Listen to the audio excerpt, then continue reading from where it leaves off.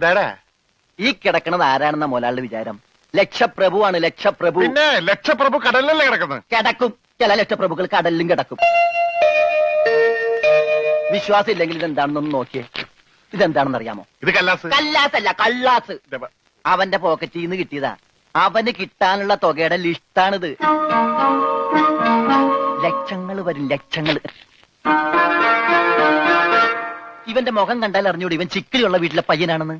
ഇവനെ രക്ഷപ്പെടുത്തിയ മകൾ ഒരു 5 ലക്ഷം രൂപ നമുക്ക് വാങ്ങിച്ചെടുത്തൂടെ? ആരോട് മേടിക്കും? അവന്റെ ഡാഡിയുടെ ഇന്ന്. തന്നില്ലെങ്കിലോ? കടപ്പുറം ഇളകും, കുത്തിപ്പിടിച്ച് വാങ്ങും. ഡാഡി നിനക്കറിയാമോ? അത് മമ്മിക്കറിയാലോ. മമ്മി നിനക്കറിയാലേ? അത് ഇവനറിയാലോ. ഇവനാരടാ? അത് അവർക്കറിയാലോ. ആർക്ക്? ഡാഡിക്കും മമ്മിക്കും. ഡാഡി മമ്മി ആരടാ? ഇവൻ ആരാണെന്ന് അറിയാതെ അവരാരാന്ന് ചോദിക്കാൻ പറ്റുമോ? ഇവൻ ആരാന്നറിയാൻ ഒരു ഐഡിയ.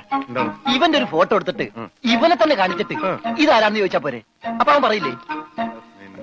ഇല്ലേ? ഇല്ലെങ്കിൽ ഫോട്ടോ കളഞ്ഞേക്കാം.